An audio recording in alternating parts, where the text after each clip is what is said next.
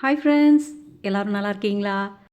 இன்றைக்கி டே எனக்கு ரொம்ப ஹாப்பியாக போச்சு. ஆனால் என்னென்னு எனக்கு ரீசன்லாம் தெரியாது. ஆனால் எனக்கு பிடிச்ச மாதிரி சில விஷயம்லாம் நான் பண்ணுவேன். அதனால் ரொம்ப ஹாப்பியாக இருக்கேன். இன்றைக்கி மண்டே விலாக் தான் நான் உங்களுக்கு ஷேர் பண்ணியிருக்கேன். கூடவே ஹெல்த்தியான ஸ்நாக்கும் நான் ஷேர் பண்ணியிருக்கேன். விலாக்குள்ளே போகலாமா? விலாக்குள்ளே போகிறதுக்கு முன்னாடி ஒரு லைக் கொடுத்துட்டு கமெண்ட் செக்ஷனில் ஹைப் கொடுத்துருங்க. எனக்கு சப்போர்ட் பண்ணுற, சப்ஸ்கிரைப் பண்ண, லைக் பண்ண எல்லாருக்குமே ரொம்ப நன்றிங்க. ஆஃப்டர்நூனில் நல்லா தூங்கிட்டேன். அதுக்கப்புறம் 4:30க்கு எப்பயுமே நான் மொட்டை மாடிக்கு வந்துடுவேன். ரெகுலராகவே 4:30க்கு நான் வந்துடுவேன். அப்போ தான் அந்த வெயில் வந்து கிடைக்கும். ஏன்னா இப்போ குளிர்காலன்றதால சீக்கிரமாக வெயில் மறைஞ்சிடுது. அதனால் 4:30க்கெலாம் வந்து மாடியிலே ஒரு 50 டைம்ஸ் அப்படியே ரவுண்ட் அடிச்சிடுவேன். அப்படியே நல்லா வாக் பண்ண மாதிரியும் இருக்கும். எனக்கு விட்டமின் டி கிடச்ச மாதிரியே இருக்கும். சன்லைட் பட்டால் தாங்க நம்மளுடைய ஸ்கின் டிசீஸ்லாம் வராமல் இருக்கும். டெய்லி ரொட்டீனில் இதுவும் ஒன்று. குஷித்தியர், இந்த சீரம் தான் நான் உங்ககிட்ட சொன்னேன். இந்த மாதிரி வாங்கி யூஸ் பண்ணுங்கள். டார்க் ஸ்பாட் போனதும் இதை கண்டினியூ பண்ணாதீங்க, ஸ்டாப் பண்ணிவிடுங்க. நிறைய பேர் முடி கொட்டுதுன்னு ஃபீல் பண்ணுறீங்க. முடி எப்பயுமே கொட்டதாங்க செய்யும். எனக்கு 3 மந்த்தாக ஹேர் கொட்டினது வந்து நான் சேர்த்து வச்சுருக்கேன். அது எவ்வளோன்னு பாருங்கள். முடி கொட்டினாதான் திரும்ப புதுசாக வளரும். நிறைய பேர் ஒரு முடி கூட கொட்டாதுன்னு போட்டு தான் வீடியோவை வந்து போடுறாங்க. எப்படி ஒரு முடி கூட கொட்டாமல் இருக்கும்? நீங்கள் இதை யோசிச்சு பாருங்களேன். திரும்ப எப்படி புது முடி எப்படி வளரும்? கொட்டினா தானே புது முடி வளரும். என்னோட 3 மாதம் கொட்டியிருக்க முடி வந்து நான் எடுத்து வச்சுருக்கேன் பாருங்கள். இது என்னோட 3 மாதமாக கொட்டின முடி. 3 மந்த்தாக அப்படியே எடுத்து வச்சுருக்கேன். ஒரு நாளைக்கு இவ்வளோ அளவுக்கு கொட்டுது. சுருட்டி வச்சுருக்கேன் பாருங்கள். ஒரு நாளைக்கு இவ்வளோ அளவுக்கு கொட்டுது. இது நார்மல் தான். நமக்கு கொட்டுறது வந்து ஹேர் கொட்டுறது நார்மல் தான். திரும்ப ரீக்ரோத் ஆகிட்டே இருக்கும். இது 3 மாதமாக எனக்கு கொட்டின ஹேர். அப்பயும் ரீக்ரோத் ஆகுது பாருங்க.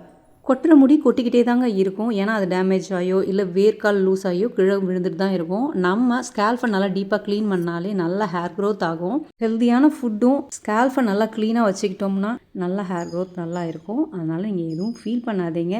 என்ன நம்ம செய்யணுமோ அதை செய்யணும். ஹேர் க்ரோத்துக்கு என்ன செய்யணுமோ அதை செஞ்சிங்கன்னா நல்லா வளர ஆரம்பிச்சிடும். ஃபீல் பண்ணிட்டு இருந்தீங்கன்னா இன்னும் முடி கொட்ட தான் ஆரம்பிச்சிடும். ஈவினிங் டீ வச்சாச்சு. டீ வச்சு குட்டீஸ்க்கு கொடுத்துட்டேன். பட் இருந்தாலும் இவன் குச்சிக்கிட்டே வந்துட்டான்.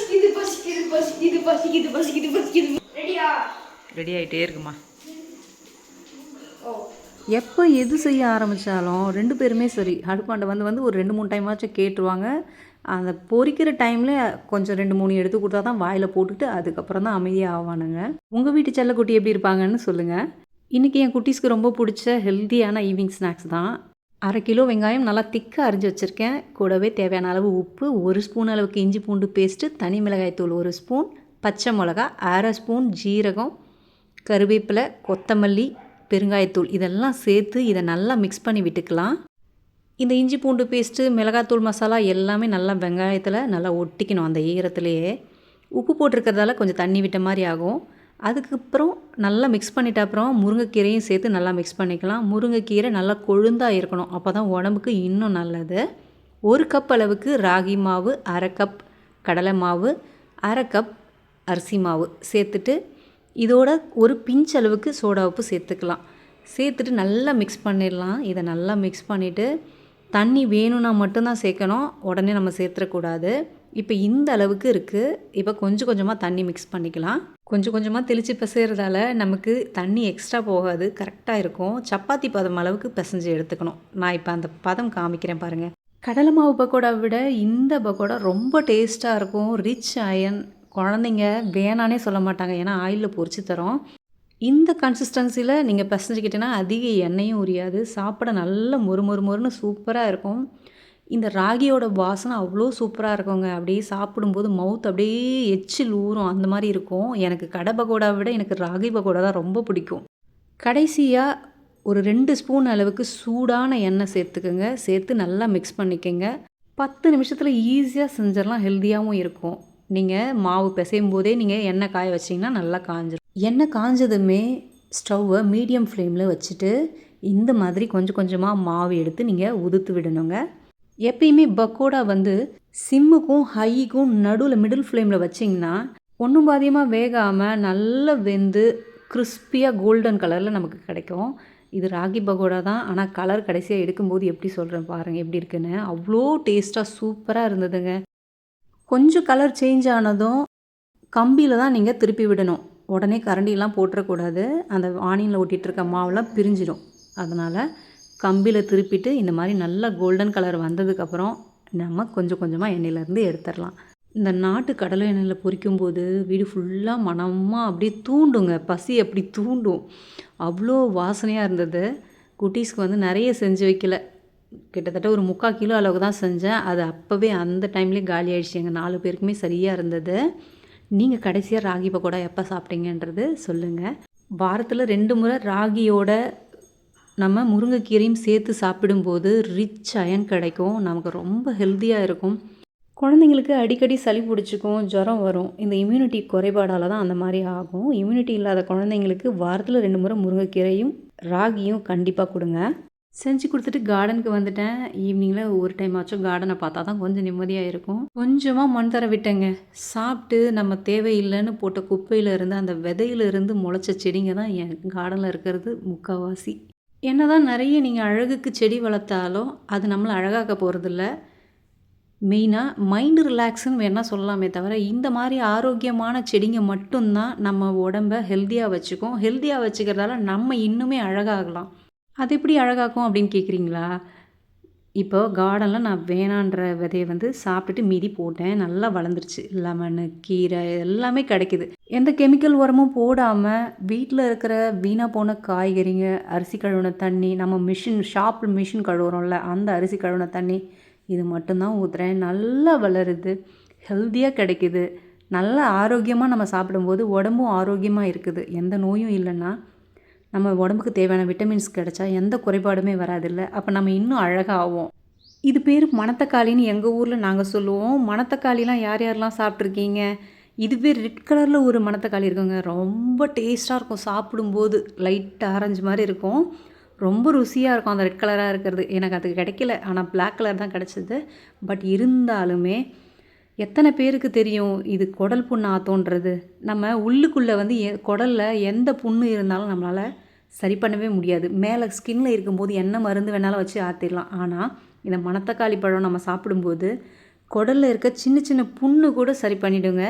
நம்ம கார்டனுக்குள்ளே வந்தோம்னா என் பின்னாடியே வந்துடுவானுங்க, செக்யூரிட்டி மாதிரி என்னை பாதுகாக்கிறாங்களாம்மா. கார்டனில் சின்ன சின்ன பூச்சிங்கெல்லாம் இருக்கும். நான் நடந்து வந்தேன்னா இவங்க முன்னாடி போய் அதெல்லாம் அப்படியே அடிச்சு போடுறது, பிச்சு போடுறது, இந்த வேலைலாம் பண்ணுவாங்க.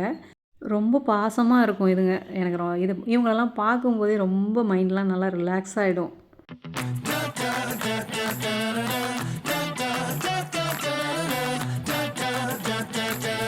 அடுத்த நாளைக்கு கேழ்வரகு அடை செய்யலான்ட்டு தான் நான் முருங்கைக்கீரையும் திரும்ப இருந்ததெல்லாம் உடச்சிக்கிட்டேன். உடைக்கும் போது இன்னும் நல்லா துளிர் விடும். அதுக்காக தான் இப்போவே உடச்சிடுறேன். லெமனுமே பார்த்திங்கன்னா 10-15 பழத்துக்கு மேலே கிடச்சிச்சு. மீதி இன்னும் கொஞ்சம் இருக்குது. அது பக்கத்தில் அக்கம் பக்கம் இருக்கவங்கலாம் கேட்பாங்க. அவங்களுக்காக அது விட்டுட்டேன். எனக்கு தேவையான அளவு மட்டும் லெமன் எடுத்துக்கிட்டேன். பறிக்கிற வரைக்கும் செவுத்து மேலே உட்காந்துட்டு இருந்தானுங்களா. இப்போ நான் பறித்து முடிச்சிட்டேன்னா இப்போ எனக்கு முன்னாடி போகிறாங்க பாருங்கள். உட்காந்துட்டேன்னா போக மாட்டாங்க, அப்படியே நின்று பார்ப்பாங்க நான் நடந்து வரேனான்னு. மோஸ்ட்லி பெண்கள் வந்து நல்லா அழகாக இருக்கணும் அப்படின்னு நினைப்போம். ஆனால் நம்ம உடம்ப நம்ம கவனிச்சிக்கவே மாட்டோம். டெய்லி எதனா ஒன்றாச்சும் ஹெல்த்தியாக சாப்பிட்றீங்களா? ஃபிசிக்கலாக ஏதாவது எக்ஸசைஸ் பண்ணுறீங்களா? இது 2ல் எதனா ஒன்று கண்டிப்பாக நீங்கள் செஞ்சால் மட்டும்தான் நம்ம உடம்பும் அழகாக இருக்கும், நம்ம ஆரோக்கியமாகவும் இருக்க முடியும். நமக்காக யாரும் வந்து நம்மளுடைய வலியை வாங்கிக்க போகிறதில்ல. ஸோ ஹெல்த்தியாக எதனா ஒன்றாச்சும் சாப்பிட்ணும் நம்ம. இன்றைக்கி வெள்ளைச்சோளம், வெல்லம், வேர்க்கடலை, ஏலக்காய் இதெல்லாம் சேர்த்து லட்டு பிடிச்சி வச்சுருந்தேன். இன்றைக்கி அந்த லட்டு தான் நான் சாப்பிட்டேன். இது டெய்லியுமே குழந்தைங்க என்ன ஸ்நாக்ஸ் சாப்பிட்டாலும் கூட இது 2 லட்டு எடுத்து சாப்பிட்ருவாங்க. கடை ஸ்நாக்ஸே சாப்பிட்டா கூட இந்த மாதிரி ஒரு 2 லட்டு கொடுத்துட்டா குழந்தைங்க ரொம்ப எனர்ஜியாக இருக்கும். இம்யூனிட்டி பவர் ரொம்ப அதிகமாக இருக்கும். அதுவும் வெள்ளைச்சோளம் சொல்லவே வேண்டாம், எவ்வளோ பெனிஃபிட் இருக்குது. உங்களுக்கு கண்டிப்பாக தெரியும் இதோட பெனிஃபிட்ஸ் எல்லாம். தெரிஞ்சால் கண்டிப்பாக கமெண்ட்டில் சொல்லுங்கள். இந்த லட்டே கண்டினியூ ஆகாது. வாரத்தில் மாற்றி மாற்றி சிறுதானியம் வச்சு வேறு லட்டு செய்வேன். எப்பயுமே டெய்லி 2 வாழைப்பழம் சாப்பிட்ருவேன். ஹை பொட்டாசியம் நமக்கு எதில் கிடைக்குது அப்படின்னா வாழைப்பழத்தில் மட்டும்தான் நமக்கு மெயினாக கிடைக்குது. ஸோ அதனால் கண்டிப்பாக 2 வாழைப்பழம் சாப்பிட்ருவேன். ஆனால் வாழைப்பழம் ஒரே வாழைப்பழமாக சாப்பிட மாட்டேன். 3 நாளைக்கு ஒரு முறை செவ்வாழை, மஞ்சள் வாழை, பச்சை வாழை, ஏலக்கி, நேந்திரம் பழம், மலை வாழை, ஒவ்வொரு பழத்துக்கும் ஒவ்வொரு விட்டமின்ஸ் கிடைக்கும். அதனால் மாதத்தில் இந்த மாதிரி மாற்றி மாற்றி வாங்கி சாப்பிடுவோம். ஒரே வாழைப்பழமாக சாப்பிடக்கூடாது. நம்ம மாற்றி மாற்றி சாப்பிட்டா தான் நம்ம உடம்புக்கு எல்லா விட்டமின்ஸும் நமக்கு கிடைக்கும். ஸ்நாக்ஸ் சாப்பிட்டுட்டு குட்டீஸோடு கொஞ்சம் நேரம் பேசிக்கிட்டே இருப்போம் எப்பயுமே. அவனுங்களும் 2 பேரும் கிச்சனுக்குள்ளே வந்துடுவாங்க. எதனா பூண்டு உரிக்கிறது, அப்படியே பாத்திரம் பெரியவன் கழுவி கொடுப்பான். டெய்லியுமே ஒரு 2 ஹவர்ஸ் கிட்ட 3 பேரும் சேர்ந்துக்கிட்டு பேசிகிட்டே இருப்போம். நான் ஒரு சைட் குக் பண்ணிகிட்டே இருப்பேன். பெரியவன் எதனா பாத்திரம் இருந்தால் கழுவிடுவான். குட்டி பையன் பூண்டெல்லாம் உரிச்சு கொடுக்கறது, இல்லைனா துடைக்கிறது இதெல்லாம் பண்ணிகிட்டு இருப்பார். இவனுங்க பேசிக்கிட்டே அப்படியே நானும் குக்கிங் வேலையும் முடிச்சுருவேன் நைட் டின்னரு. இன்றைக்கி வெள்ளைச்சோளம் வச்சு இட்லி, சாம்பார் வச்சுருந்தேன். பாசிப்பயிறு சாம்பார். அவ்வளோதான். நான் சாப்பிட்டாச்சு 3 இட்லி சாப்பிட்டுட்டு, என்னை நம்பி இருக்கிற ஜீவன்களுக்கும் சாப்பாடெலாம் போட்டுட்டு, டெய்லி எப்போவுமே 7:30க்கெலாம் டின்னர் முடிஞ்சிடும். 8:30க்கெலாம் எல்லா வேலையும் முடிச்சுட்டு போயிட்டு படுத்துருவேன். நீங்கள் சாப்பிட்டுட்டு படுக்கிறதுக்கு எவ்வளோ நேரம் ஆகுன்றது கமெண்ட்டில் சொல்லுங்கள். இந்த வீடியோ பிடிச்சிருந்தா சப்ஸ்கிரைப் பண்ணுங்கள். பாய்.